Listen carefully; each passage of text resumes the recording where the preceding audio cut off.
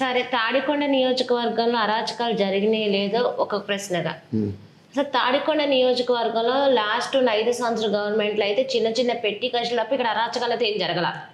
అరాచకాలు జరగలేదని చెప్పట్లేదమ్మా, జరిగినాయి. కేసులు అయితే పెట్టి కేసులు ఏం కాదు, పెద్ద కేసులే జరిగినాయి. కానీ వాటికి సంబంధించి ఏంటంటే ప్రతి ఒక్కటి కూడా ఇప్పుడు సపోజ్ ఒక ఊళ్ళో ఒక 2 వర్గాలు ఉన్నాయి.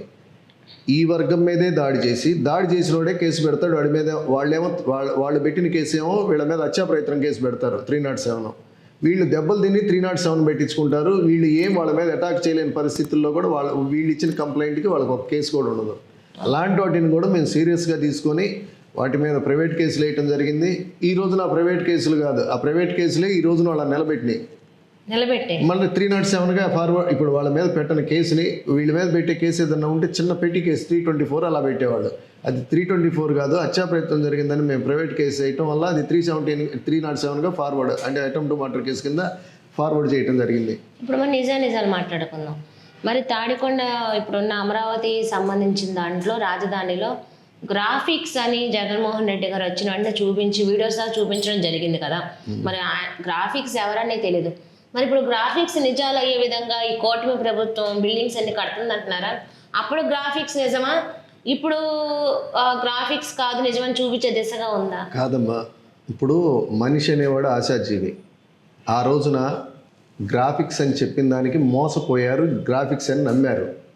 ఎలా నమ్మారంటే పెద్ద పెద్ద మేధావులు, పెద్ద పెద్ద చార్టెడ్ అకౌంటెంట్స్, నా ఫ్రెండే ఉన్నాడు ఒకడు చార్టెడ్ అకౌంటెంట్, వాడికి కూడా కుల పిచ్చి కానీ ఇంకో పిచ్చి కానీ ఏదన్నా కానీ పిచ్చి పీక్స్కి వెళ్ళింది. అరే మీరేమంద్రా బాయ్ గ్రాఫిక్స్ అంటాడు హైదరాబాద్లో ఉండి. అదేంటే ఉపయోగం ఏంటంటే వాడు ఒక 16,000కి ఏదో స్థలం కొనుక్కుంటే ఒక్కసారిగా వాళ్ళకి ఆయన జగన్మోహన్ రెడ్డి రాగానే ఆడ 50,000 అయింది. వాడికి కావాల్సింది కూడా అదే కదా, ఆశ. మనిషి ఆశను నడిపించింది. అదేవిధంగా రాజధాని రైతులు కూడా మహానుభావుడు చంద్రబాబు నాయుడు 1,200 గజాలు రాత్రికి వీళ్ళని కోటీశ్వరులు చేస్తే ఇంకా ఆశకి అర్థం లేక ఆయన ఏదో 1,400 గజాలు ఇస్తానని చెప్పి ఇప్పుడు పాలిచ్చే గేదెను వదిలిపెట్టి తన్నే దున్నం తెచ్చుకొని మీద ఎక్కించుకున్నారు ఆ రోజున. అంటే బాబు గారు బలవంతంగా తీసుకొని ఆ డిపార్ట్మెంట్ చేశారు. బాబు గారు బలవంతంగా తీసుకున్నారంటే 36,000 ఎకరాలు తీసుకోగలుగుతాడమ్మా? చెప్పండి. ఇప్పుడు మీకు గుర్తుందో లేదో తెలియదు నాకు, పశ్చిమ బెంగాల్లో కమ్యూనిస్టు ప్రభుత్వం ఒక 30 ఎకరాలు 40 ఎకరాలు ప్రభుత్వానికి ల్యాండ్ ఎక్విజేషన్ చేసిందని జరిగిన పెద్ద గొడవ, కియాకార్ల గొడవ ఏ స్థాయికి వెళ్ళి ఒక కమ్యూనిస్టు ప్రభుత్వం ఇప్పుడు వరకు కూడా అధికారంలోకి రాలా. గత 20 సంవత్సరాల నుంచి మరి మమతా బెనర్జీ కదమ్మా 30 సంవత్సరాలు పోరాడింది కమ్యూనిస్టు ప్రభుత్వం మీద. 30 సంవత్సరాలు ప్రతిపక్షంలోనే ఉందామా? మరి అప్పటి నుంచి ఇప్పటి వరకు మమతా బెనర్జీ ముఖ్యమంత్రి. ఒక 30 ఎకరాలు తీసుకోవడానికి మనం ఎంత తీసుకున్నాం? 36,000 ఎకరాలు సుమారుగా, ఇంకా పైచే ఉండొచ్చు. అది ఆ ల్యాండ్ పూలింగ్ నచ్చలేదు అని అన్నారు అని అంటే మరి వాళ్ళ పక్క గ్రామాలలో కూడా మా భూమి తీసుకోండి అని చెప్తున్నారు కదా. అది మీకు కూడా తెలుసు కదా. ఓకే, ఇక్కడ చూసుకుంటే ఇప్పుడు కూటమి ప్రభుత్వంలో మొన్న మీరు ఎలక్షన్ టైంలో వర్క్ అయితే మీరే చేశానని చెప్పారు కదా. అంటే అప్పుడు ఎలాంటి డిస్టర్బెన్సెస్ రావడం కానీ ఇబ్బందికర పరిస్థితులు రావడం కానీ జరిగిందా? ఖచ్చితంగా అమ్మా, అది ప్రభుత్వ అధికారంలో ఉన్న ప్రభుత్వం అనేది ఖచ్చితంగా అనుకూలం ఉంటుంది. అలాంటి పరిస్థితుల్లో మేము చాలాసార్లు ప్రశ్నించాం. మా ఆర్ఓని కూడా నేను దుమ్ము దులిపాను ఒక సందర్భంలో.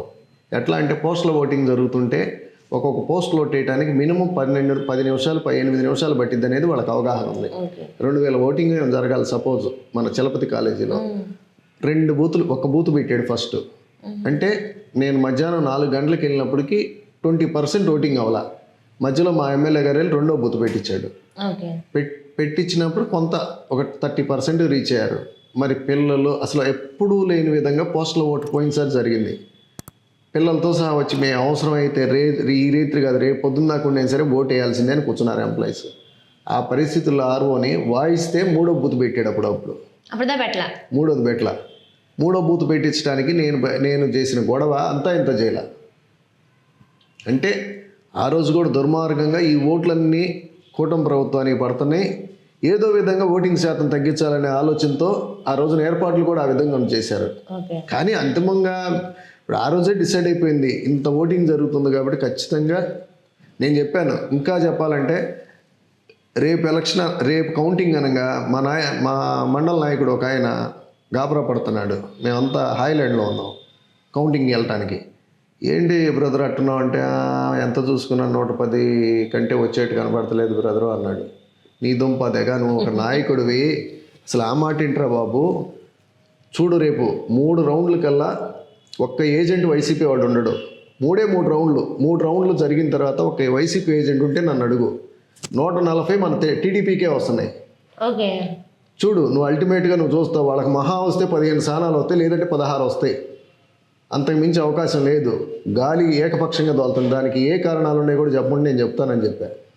తెల్లారి కరెక్ట్గా 3వ రౌండ్ మళ్ళీ నా దగ్గరకు వచ్చి కలిసాడు కింద నుంచి వచ్చి.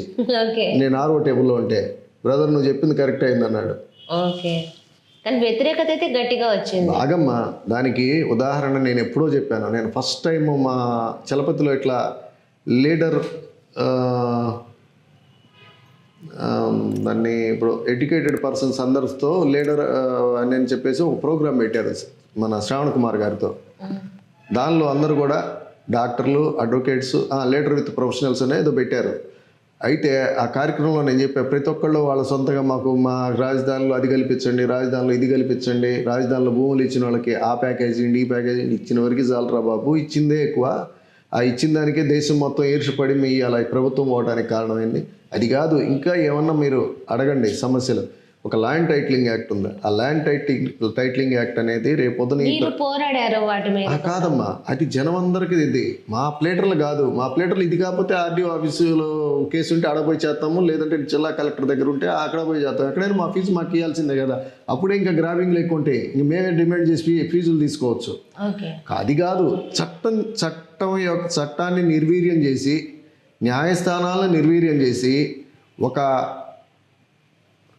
దాన్ని ఏమంటారంటే ఆ చట్టాలన్నీ తీసుకెళ్ళి రెవెన్యూ చేతుల్లో పెడితే ఏ విధమైన పరిస్థితులు ఉంటాయో ఒకసారి ఆలోచించాలి.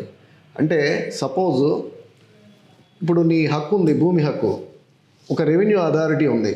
రెవెన్యూ అథారిటీ దగ్గరికి ఇదిగో నువ్వు చెప్పిన నువ్వు 1 లక్ష రూపాయలు కొడితే నీ పేరు మార్చి వేరే దానిలో పెడతాడు.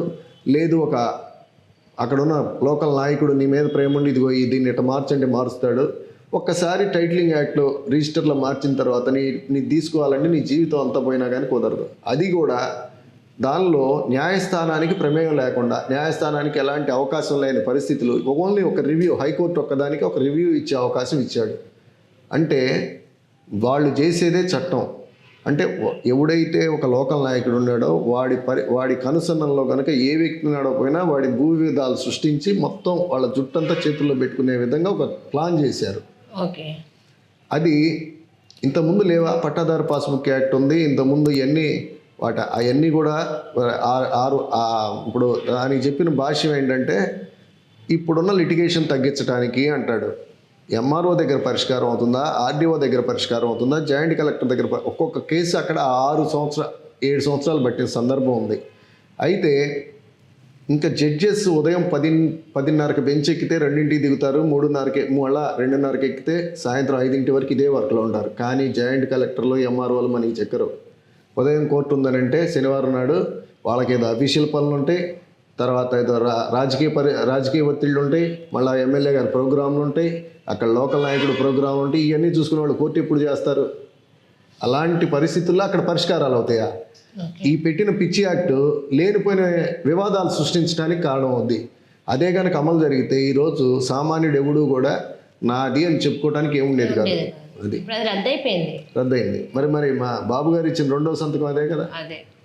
అలాంటి పరిస్థితుల్లో నేను ఆ రోజు చెప్పా, ఇది కీలకం అవుతుంది. ఎమ్మెల్యే గారు దీని మీద ఎక్కువ మాట్లాడండి, మీరు ప్రతి నియోజకవర్గంలో హైలైట్ చేయండి. ఎందుకు హైలైట్ చేయమంటున్నానంటే మేము చెప్పేదానికంటే కూడా ఒక నాయకుడిగా మీరు చెప్పేదానికి జనంలోకి వెళ్ళిపోతుంది, స్పందన వస్తుంది. అది బాబు గారు కరెక్ట్ టైం చూసి చెప్పాడు. ఎలక్షన్ టైం చూసి ఆగండి ఈ లోపల అడ్వకేట్స్ మీరు తీసుకెళ్ళండి జనంలోకి, తర్వాత లాస్ట్ లో మేము మామ అంటాము. అప్పటి నుంచే కదా మొత్తం ఓటింగ్ అంతా చేంజ్ అయిపోయింది. అదే చెప్పాను బాబు గారు చెప్పడంతోనే. ఒక చిన్న ఉదాహరణ చూడండి. ఇప్పుడు జగన్మోహన్ రెడ్డి గారి భార్య ఒక ప్రచారానికి వెళ్ళారు. అది కూడా కడప జిల్లా పులివెందుల్లో నేనట్టుకుంటా. ఒక ప్రెసిడెంట్, వైసీపీ ప్రెసిడెంట్, అమ్మా ఇదేందమ్మా ఈ టైటిలింగ్ యాక్ట్ ఏందమ్మా, పాస్బుక్ల మీద మీ ఆయన బొమ్మ ఏందమ్మా అని అడిగాడు అని అంటే ఏ విధమైన రెవల్యూషన్ స్టార్ట్ అయిందో ఒక్కసారి ఆలోచించండి. సొంత పార్టీ వాళ్ళే మళ్ళీ అక్కడ కడప వాళ్ళ సొంత నియోజకవర్గంలో అది పరిస్థితి. అది ఆ విధంగా తెలియకుండా దావానంలాగా దహించుకుపోయింది మొత్తం. ఆనాడు నిజమే, ఎందుకంటే బాబు గారు మాట్లాడమంత వరకు కూడా వైసీపీ గాలి కూడా బాగానే ఉంది. ఓకే, అటు ఇటుగా చూసిన వైసీపీ విన్ అవుతుంది అనేది ఉంది. ఎప్పుడైతే బాబు గారు మాట్లాడారో ఆ నెక్స్ట్ డేనే మొత్తం రాష్ట్రం అంతటా మార్పు వచ్చేసింది. అవును, బాబు గారు మాట్లాడే దానికంటే ముందు కూడా అడ్వకేట్స్ రాష్ట్ర వ్యాప్తంగా చేసిన ఉద్యమాలు ఉన్నాయి. ఆ ఉద్యమాలు అప్పటి వరకు జనం ఏమనుకున్నారంటే ఫస్ట్ 10 రోజులు ఇదేదో ప్లేటర్లు వాళ్ళ ముక్తి కోసం చేస్తున్నారు అనుకుంటున్నారు, ప్లేటర్లకి కేసులు పోతాయనే ఉద్దేశంతో చేస్తున్నారు అనుకున్నారు. కానీ ప్రజల్లోకి పూర్తిగా అసలు ఫస్ట్ మేము ఉద్యమం మొదలుపెట్టినప్పుడు అడ్వకేట్కి టైటిలింగ్ యాక్ట్ అంటే ఏందో తెలియదు. ఏది మేము జనరల్ బాడీలో తెలియదు. ఆ రోజు అసలు ఆ టైటిలింగ్ యాక్ట్ అంటే ఏంది, దాని విధి విధానాలు అంటే ఏంటి అనేది మేము డిస్కస్ చేసాం. ఆ డిస్కస్ చేసిన తర్వాత సబ్సిక్వెంట్గా అప్పుడు ప్రతిపక్ష నాయకుడైన చంద్రబాబు నాయుడు గారికి ఒక రిప్రజెంటేషన్ ఇచ్చాం, పవన్ కళ్యాణ్ గారికి ఒక రిప్రజెంటేషన్ ఇచ్చాం. చంద్రబాబు నాయుడు గారు దాన్ని పూర్తిగా చదివి క్షుణ్ణంగా ఎప్పుడైతే ఆయన స్టేట్మెంట్ ఇచ్చాడో నేను చెప్పిన దానికి పూర్తిగా ఆమోద ముద్ర పడిపోయింది. ఇక్కడ మీరు ఎంత చెప్పినా అవన్నది ప్రజలకు ఎలా చెప్పాలో అర్థం కాకపోయినా ఆయన చెప్పే విధానాన్ని బట్టి ప్రజలకు ఎలా చెప్పాలో చెప్పే విధానం కాదు. మనం ప్రొఫెషనల్స్, మనం చెప్పే దానిలో సబ్జెక్టే ఉంటుంది. కానీ నాయకుడు చెప్పాడంటే ఇది నిజం అని చెప్పి నమ్ముతారు. అది వాళ్ళకి తెలుసు కాబట్టి ఎలా చెప్పాలన్నది. ఎలా తెలుసు కాదమ్మా, వాళ్ళు ఆయన ఎక్స్పర్ట్ కాకపోయినా కానీ ప్రజానాయకుడు అంటే అది వేరు, ఆ ఇమేజ్ వేరు. ఇప్పుడు మనం సామాన్యులు మనం మాట్లాడిన దానికి బాబు గారు మాట్లాడిన దానికి తేడా ఉండదు. అంటే ఒక శాసనాన్ని చేయగలిగిన అధికారం తీసుకురాగలిగిన వ్యక్తి కాబట్టి ఆయన చెప్పేదానికి ఒక క్రెడిబిలిటీ ఉంటుంది. అంటే ఇది ఇవన్నీ అవగాహన చేసుకుని ఆయన చెప్పినాక అప్పుడు ఆలోచనలో పడ్డారు జనం. నిజమే, ఈ ప్లేటర్లు రోడ్ల మీదకి వచ్చి చెప్పేది నిజమే, బాబు గారు కూడా చెప్పాడంటే ఖచ్చితంగా వీళ్ళు ఏదో చెప్తున్నారు విందాం ఇంకా బాగానే. రాష్ట్రం మార్పు వచ్చేసింది చెప్పడంతోనే అసలు ఆ ఒక్క వాడితోనే మార్పు వచ్చేసింది. నేను విన్న ఎలక్షన్ అయిపోయిన తర్వాత కర్నూలులో కూడా ఒక ఎమ్మెల్యే ఓడిపోయారు. ఆయన పేరు ఏదో రెడ్డి ఆయన అన్నారు, మమ్మల్ని నాశనం చేసిందంటే ఈ ల్యాండ్ టైటిలింగ్ యాక్ట్, లేకపోతే మా రాయలసీమలో మాకు ఇన్ని సీట్లు పోయాయి కదా అని చెప్పాడు.